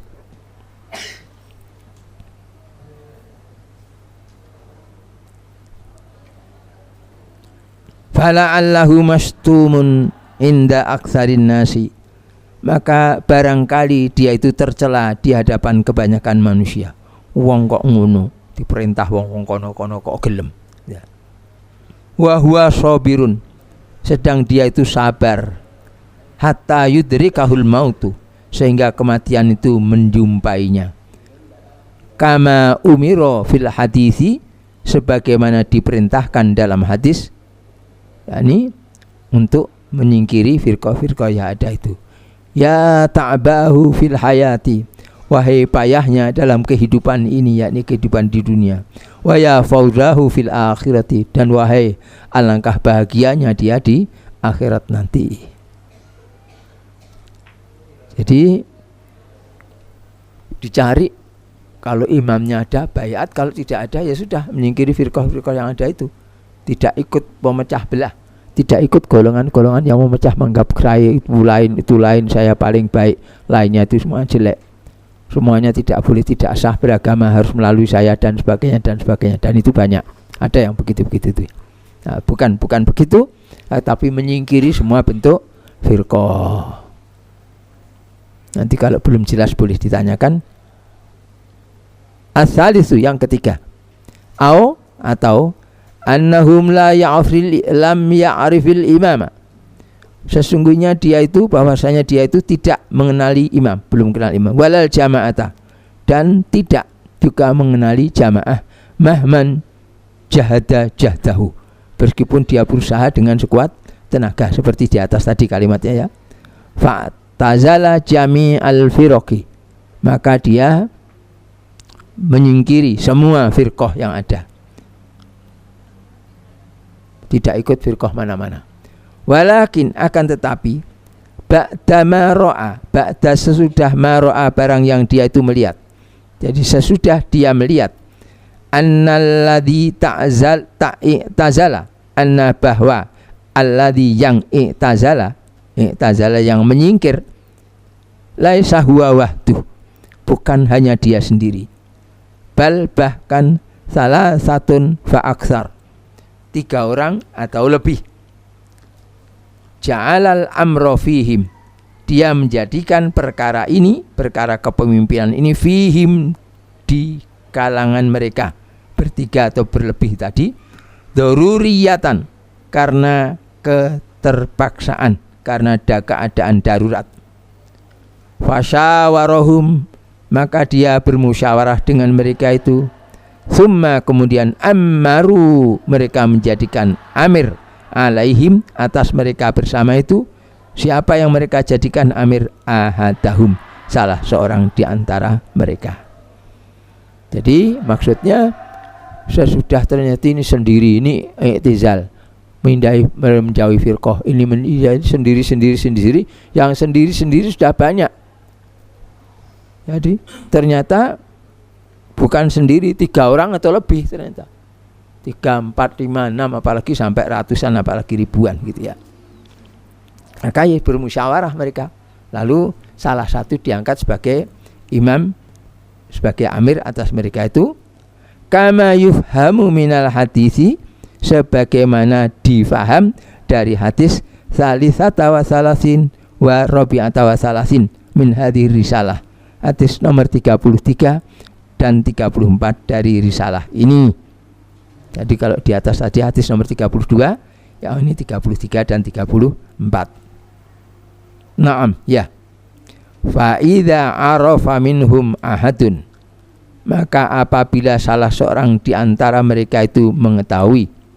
Terjemahannya faida, maka apabila ahadun, salah seorang itu minhum dari mereka itu, arafa mengetahui. Kalimatnya bahasa Arabnya nam faida arafa minhum ahadun zuhurul imami, munculnya imam, fa akhbarahum bihi, maka mengabari mereka, dia mengabari teman-temannya tadi bihi dengan kemunculan imam untuk seluruh dunia tadi. Fa alaihim ayyubayi'uhu jami'an, maka wajib atas mereka itu untuk semuanya berbaiat pada imam yang ada tadi. Semula belum ketemu, sekarang sudah ketemu, berbaiat ke sana. Wa la'natullahi ala man angkara, dan laknat Allah atas orang yang mengingkarinya. Kok laknat? Ya, karena mengingkari imam itu hukumnya sama dengan orang yang halal darahnya. Nanti ada hadisnya di dalam sana. Itu kemungkinan yang ketiga. Ar-rabi'ah, yang keempat. Atau annahu la yubali bihadhil amr syai'an. Bihadzal amr syai'an. Dia itu tidak peduli terhadap perkara ini sesuatu pun, sama sekali tidak peduli. Wala yahtamu bi amril muslimin jami'an, dan tidak peduli terhadap urusan orang Islam ini seluruhnya. Tidak menggubris, tidak peduli, tidak memperhatikan. Wa ma sa'a fihi, dan tidak mengusahakan padanya itu ilmiyan, secara ilmiah, wala amalian, tidak juga secara amalan. Amalan yang tidak, keilmuan saja tidak, maksudnya dipelajari juga tidak, apalagi diamalkan, sama sekali tidak digubris sama sekali.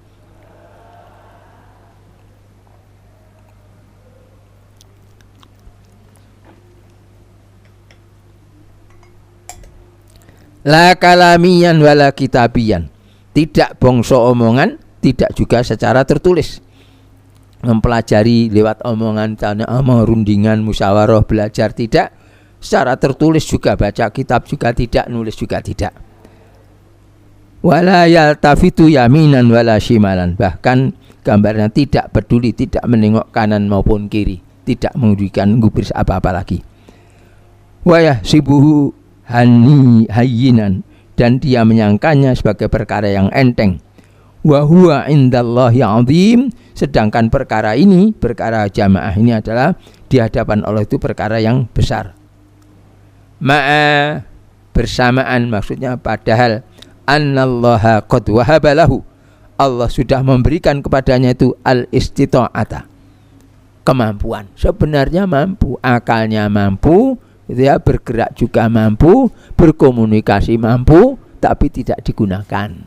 Biaya juga ada, tenaga juga ada, tapi tidak digunakan untuk ngurus ini, tidak ngubris. Faya suhulata, maka wahai alangkah gampangnya dia itu fit dunya, di dunia ini. Sumaya hasrota, kemudian wahai alangkah beratnya, alangkah payahnya dia itu alaihi, atas dirinya, fil akhirati, di akhirat nanti. Fahal yasurruhu, maka adakah menyenangkannya, apakah dia senang, ayyamutami tatan jahiliyatan, bahwa dia itu akan mati dengan kematian jahiliyah. Wa na'udzubillahi min ayyakuna minhum, dan kita berlindung kepada Allah dari kalau sampai kita ini terjadi dari golongan mereka itu jangan sampai kita terjadi yang seperti itu, ya. Tsumma ayyuhal qurra, kemudian wahai para pembaca, fa inna hadhihi tadhkirah, maka sesungguhnya ini, risalah ini adalah tadhkirah, satu peringatan. Faman syaa dzakarah, maka barang siapa yang mau, maka hendaklah dia itu mengikutinya, mengingatnya, ya, mengingat Allah, mengingat aturan Allah. Tapi wa ma tasyauna, tidak akanlah kalian itu semuanya mau berkehendak illa ayyasha Allah, kecuali bahwasanya Allah itu menghendaki. Fadu'aun, maka ini adalah satu panggilan. Ayah diana, ya doa. Ayah diana, bahwasanya Allah menunjuki kita ila ridhahu, kepada keridhaannya, ini keridhaan Allah. Kita berdoa supaya Allah menunjuki kita ini kepada keridhaannya. Wassalamu ala man ittaba'a hudahu, maka keselamatanlah atas orang yang mau mengikuti petunjuknya, ini petunjuk Allah. Sampai di sini itu penutupannya. Tulisan Abdurrahman Siddiq itu tulisan di bawahnya di tiap-tiap baris. Jadi kesimpulannya seperti itu tadi. Manusia dimanapun juga dia berada itu akhirnya pokoknya akan ada dari 4 keadaan ini. Jadi nomor 1 tidak gubris. Nomor 2 gubris, cari imam tidak harus surut ya. Tidak ada. Ya, tangguh darurat. Gubris, cari imam ada. Terus ya berusaha untuk beat ke sana itu ya, jangan sampai tidak berbuat. Terus yang kedua, cari imam tidak kenal, tidak tahu, ya sudah. Jadi tinggal sekarang salah satu dari 4 perkara itu mesti ada pada kita ini. Yang jelas satu menurut saya tidak ada. Itu kita belum kenal ada apa namanya? Ada imam seluruh dunia, saya tidak tahu. Saya juga sudah berusaha sebenarnya. Yang sudah saya lakukan, saya kenal dengan Islam Jamaah yang kemudian sekarang ini pakai jaket LTI namanya. Saya kenal pendirinya, saya datangi Pak Kaji Nur Hasan Al-Ubaidah. Waktu mau datang ke sana, saya waktu itu tahun 70 dinas di Rumah Sakit Gambiran Kediri. Karena tahu pusatnya Islam Jamaah itu di Kediri, saya bilang ada teman saya mau datang ke sana. Saya diingatkan oleh teman saya, seorang jaksa, dia itu anggota staf komando intelijen Kota Kediri. Bilang katanya, Pak, jangan ke sana Pak. Loh kenapa? Nanti sampean kena gendam. Nanti diberi makan, minuman, terus habis itu bingung, terus mengikuti mereka. Terus saya ngatakan, loh Pak, saya tidak mempat gendam. Saya ke sana itu memang mau ikut. Belum saya mau ikut, tetapi kalau memang benar, kalau tidak benar saya tidak mau.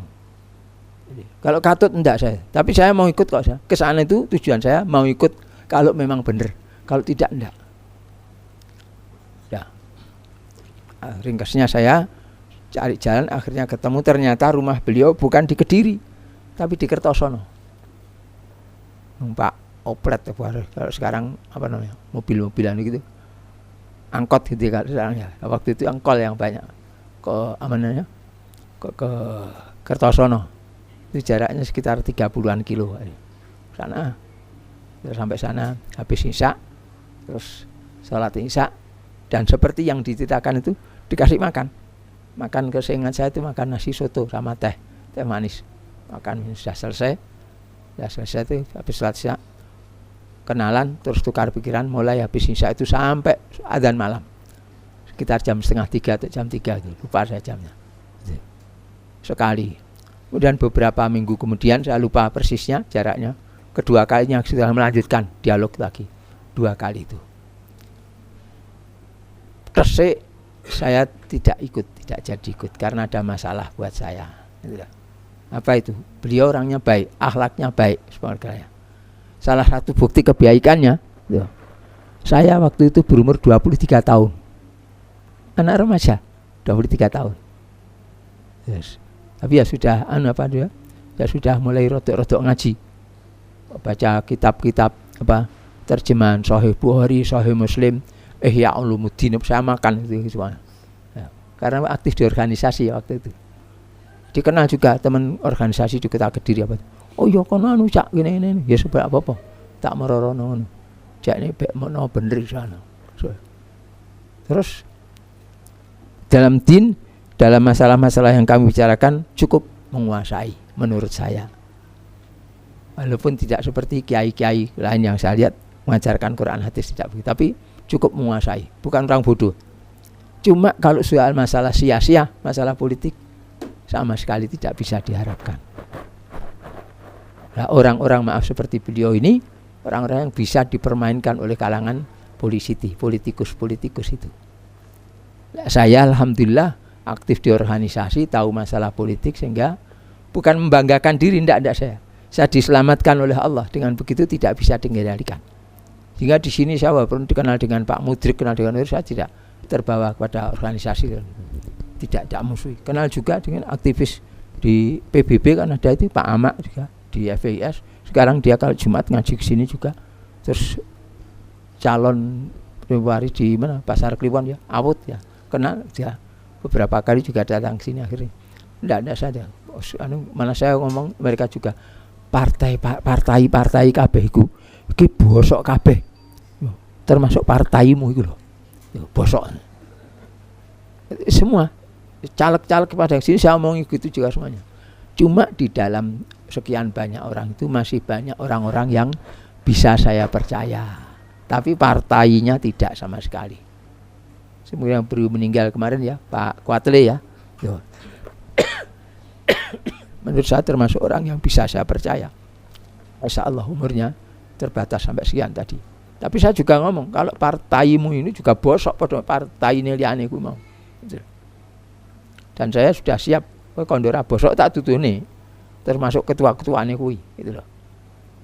Karena kebetulan saya punya hubungan banyak ya dengan teman-teman.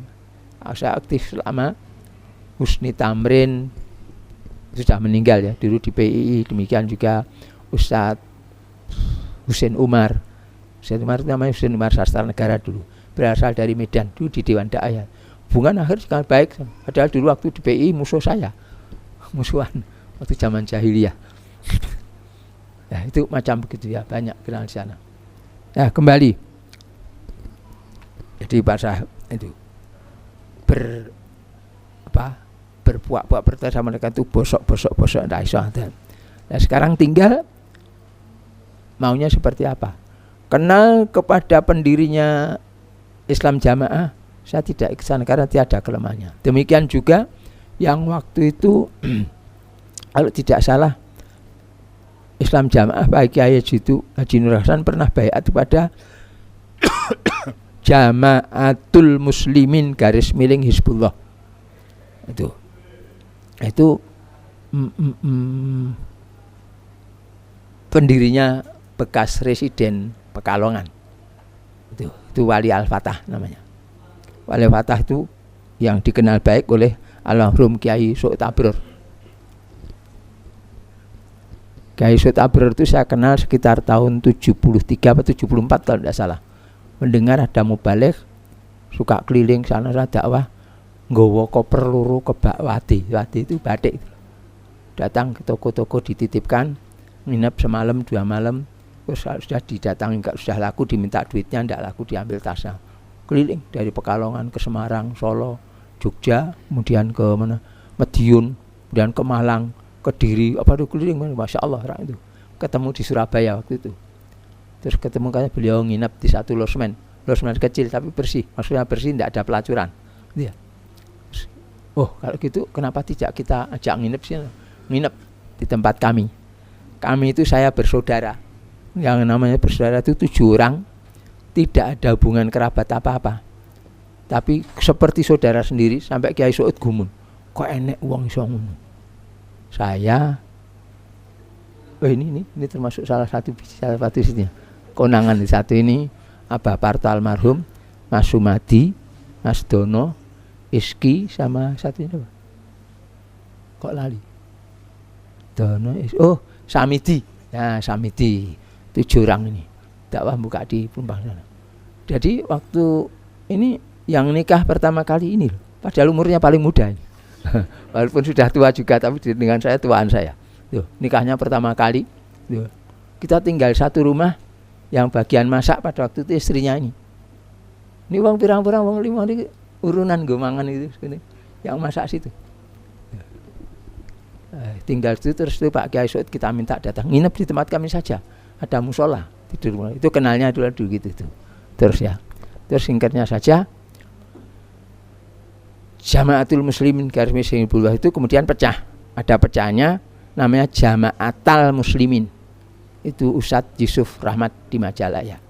Saya juga kenal dengan Kiai Ustadz Abdul Salam, itu kemudian pecahnya ada waktu saya oyak ke Majalaya juga. Majalaya saya datangi. Piye karepe kok pecah? Mengaku yang benar adalah itu dan sebagainya dan sebagainya. Kemudian diantaranya beliau baik menurut saya, walaupun mungkin dalam beberapa perkara agak sinis pada orang lain, tapi intinya orangnya juga baik, alim. Tapi kembali kalau soal politik ternyata masalahnya tidak kena. Salah satu hal saya terangkan bukan untuk menjelekkan, itu fakta. Saya sisipi dulu. Ustadz Yusuf Rahmat itu meninggal lalu diganti oleh Pak Muadi dari Cirebon. Pak Muadi itu kepala sekolah SD di sana, tidak salah. Terus beliau meninggal digantikan oleh teman kuliah kita, Pak Ahmad Sukamto, ya, Ustadz Ahmad Sukamto dari Surabaya sampai sekarang ini. Kenal baik saya dengan beliau itu. Kita sama-sama kuliah waktu itu di mana? Di FIAT, Fakultas Ilmu Agama Jurusan Dakwah, Universitas Muhammadiyah Jakarta, filial di Surabaya waktu itu.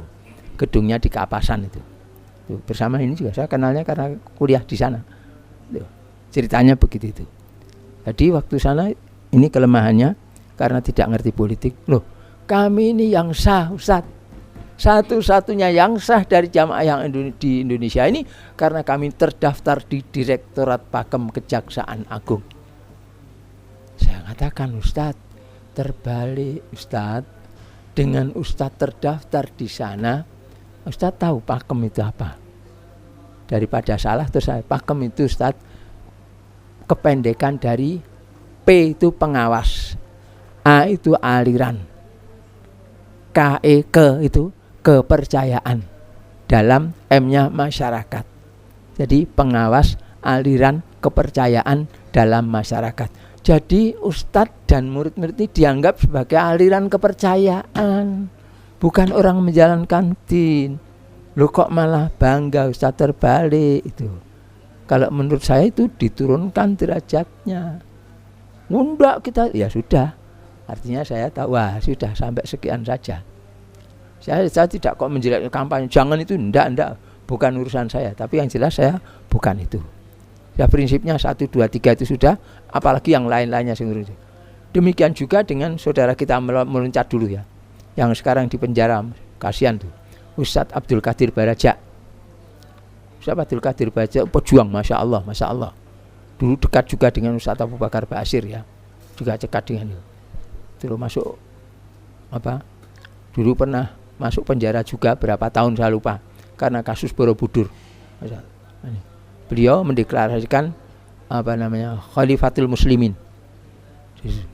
Ya, itu duduknya di Bandar Lampung. Saya sudah 2 kali ke tempatnya juga. Sebelum itu sudah kenal juga saya kepada beliau, sangat kenal karena beliau dulu sering ke Nguruki. Ketika itu Khalifatullah di kekhilafahan Allah itu di muka bumi ini. Beliau imamnya. Termasuk beberapa orang di antaranya kadang-kadang menjumpai saya juga di sini. Datang ke sini juga. Sampai sekali itu saudara kita punya pendirian begitu ya sudah biar saja. Tidak merugikan kita kok menurut saya. Ngajak pada yang baik. Bahwa kita tidak setuju ya soal lain lagi. Kemudian yang lainnya jamak tabligh. Waktu ada kongres seluruh dunia, kalau tidak salah tempatnya waktu itu di Bombay. Padahal waktu saya tahun 83 juga pernah ke sana. Ke Bombay juga, ke New Delhi juga. Dia ternyata ada pusatnya, tidak hanya satu ternyata itu. Maaf tidak untuk menjelekkan. Ternyata ada juga pecahannya gitu loh. Ternyata. Saya tanyakan, waktu ada kongres, tanya kepada imamnya pusatnya ya. Yang dari utusan dari kota Solo sini, kebetulan mewakili termasuk rombongan dari Indonesia. Tanyakan, apakah beliau atau mereka merasa bahwa itu adalah jamaatul muslimin yang disuruhkan oleh Al-Quran dan hadis, bahwa muslimin harus semua jadi satu, ada pemimpin imam. Kalau memang mengaku begitu, saya akan ke sana. Saya akan ketemu, saya tanya nanti apakah itu yang saya cari. Kalau iya, saya bergabung sana.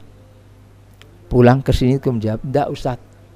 Beliau mengatakan kami ini sekedar satu usaha untuk berdakwah saja, bertabligh. Tidak, kami tidak merasa sebagai kelompok yang harus diikuti untuk seluruh dunia ini. Tapi kami mengusahakan dakwah dengan cara yang seperti ini. Kami salah satu kelompok mujahid, kelompok dai saja yang untuk melakukan dakwah di sini. Ya sudah, selesai. Nah, saya sampai hari belum. Demikian juga waktu tiba-tiba ada deklarasi ISIS, Islamic State Iraq and Syria. Saya langsung aja, bukan itu yang saya. Kenapa? Lah dia bilang Irak and Syria. Irak dan Syria. Islamic State, artinya negara Islam untuk Irak dan Syria. Ini bukan yang kita cari. Maka saya di luar enak pidato dengan apalagi kok ISIS, saudara-saudara, Islamic State Irak dan Syria. Yang podo-podo ngewangi, kalau mau ngewangi mbok ngewangi NII, negara Islam Indonesia, genah ning Indonesia kene kok genah. Karena memang saya diajak ke NII tidak mau gitulah. Bukan karena memusuhi, tidak sependapat gitu saja. Enggak, saya tetap menghargai mereka kok. Tapi tidak memusuhi. Makanya intel-intel sini gede-gede iki wong ki piye to iki? Ketoke nyedaki wong kono-kono bakne ISIS diolek-olek gitu. Malah. Lah iya memang saya tidak kok. Lah kok ada-ada ngewangi sing Irak, mek Suriah ora tekan, ngimpi ora. Ngoten. Lah mbok ngewangi sing NI kene genah perang ngadepi wong ngono kuwi.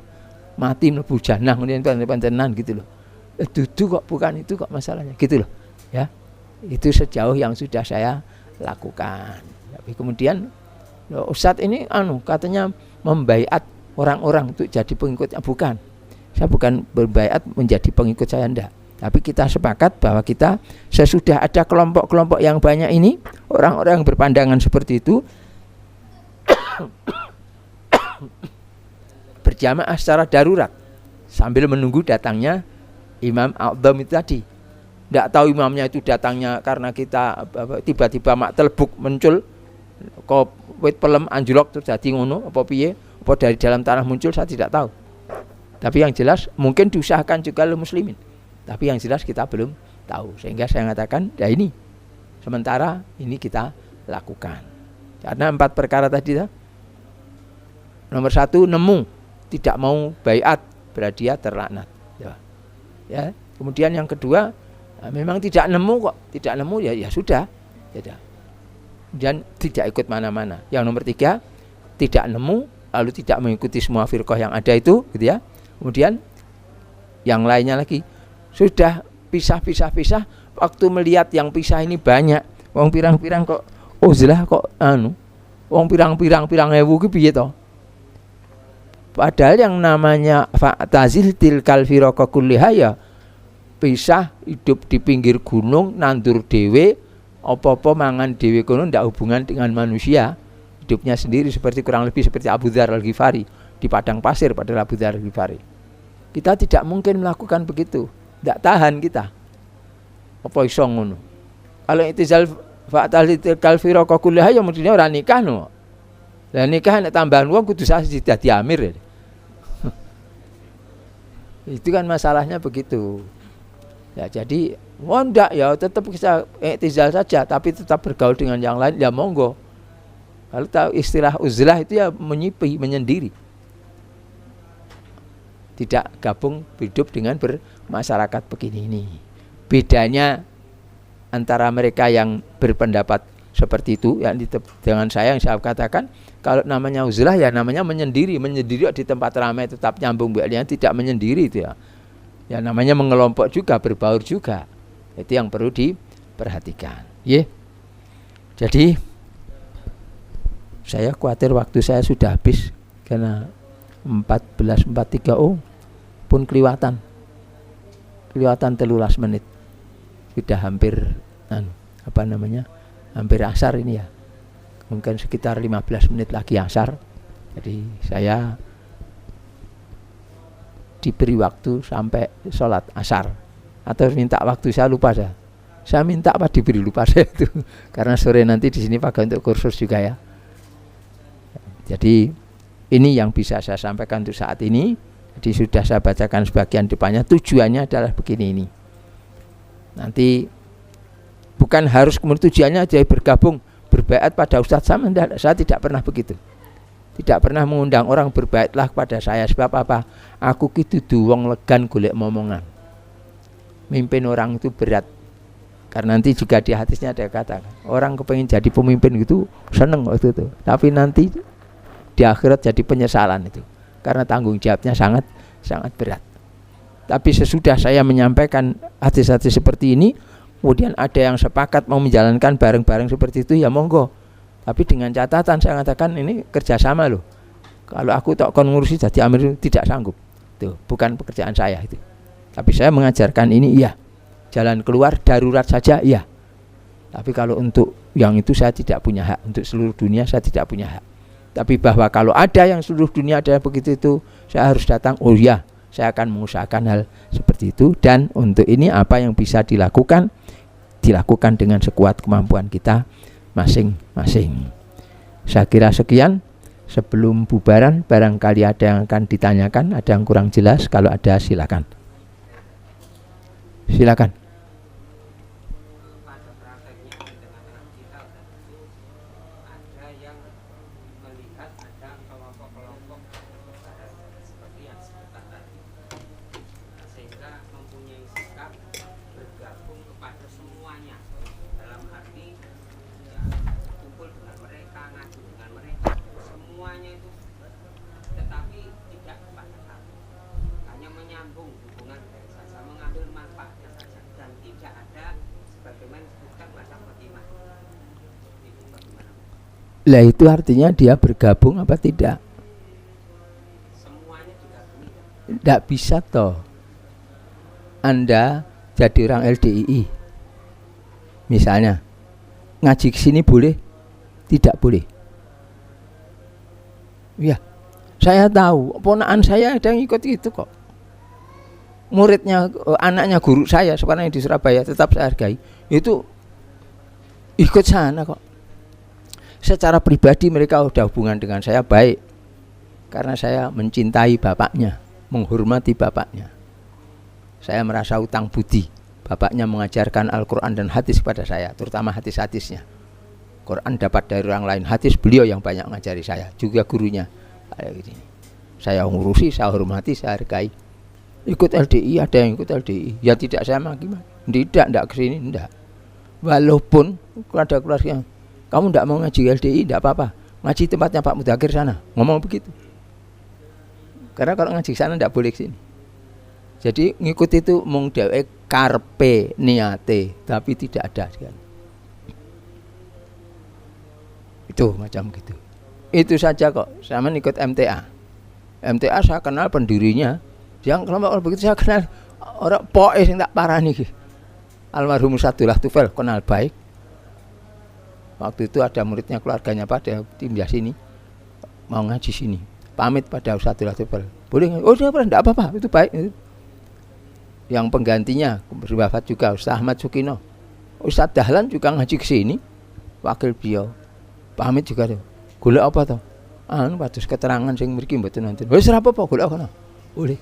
Sekarang ini juga masih ada juga, masih dekan Fakultas Teknik di UNS ini. Dulu, sekarang sudah bukan dekan lagi tuh. Ngaji ke sini tidak apa-apa. Tapi bukan berarti berbaiat ke sini atau baiat enggak.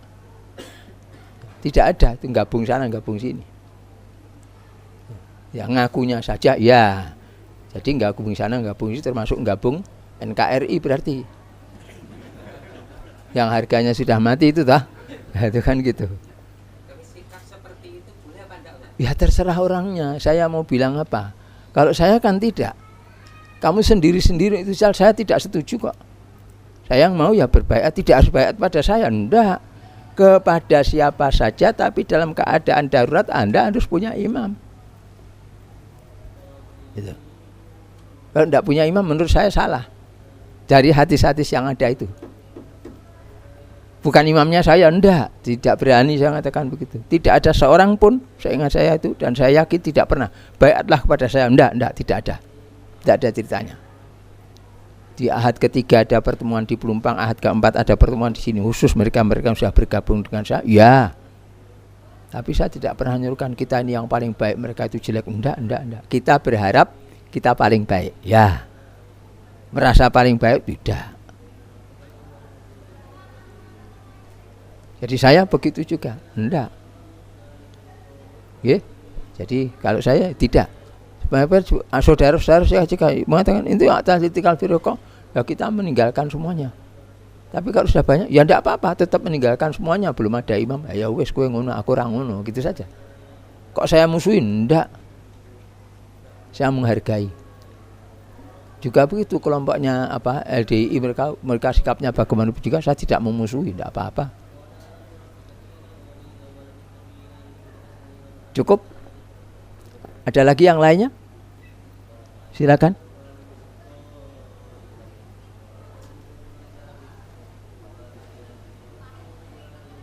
Ya.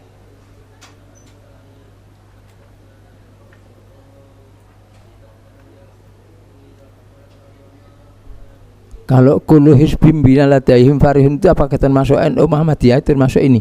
Lah kita lihat saja nanti, atau ada sudah lihat belum, gitu saja. Ya. Kalau belum, lah nanti kita lihat di dalamnya itu. Ini ceritanya kok tidak merembet-merembet tekan juru ureana ya. Jadi sebentar dibatasi sini dulu. Nanti kita akan tahu hal itu. Ngaten nggih? Nggih. Ada lagi? Silakan.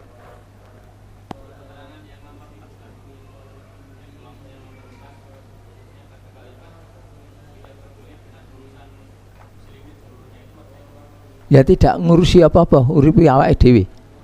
Kono perintah jamaah apa ora itu ndak gagas. Tidak peduli urusan muslimin ini. Itu bukan dari kalangan muslimin walaupun dia mengaku beragama Islam. Man lam yahtam bi amril muslimin falaisa minhum. Barang siapa tidak peduli, tidak memperhatikan urusan muslimin, bukan dari kalangan mereka. Orang Islam itu mesti peduli pada urusan orang-orang Islam seluruhnya ini. Piye kok ngene, kok pecah belah, kok susah ini.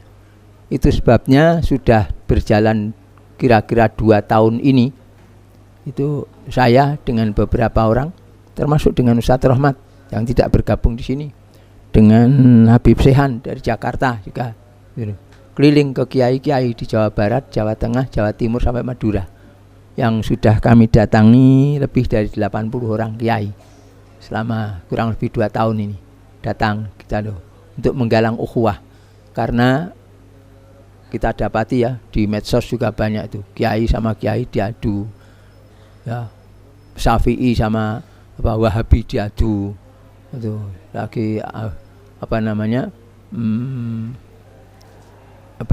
si golongan ini Syiah dengan non Syiah diadu, Habaib dengan Habaib diadu, dipecah belah, bukan turunan Nabi, turunan Yahudi itu begitu dan seterusnya gitu ya. Kemudian itu golongan Salafi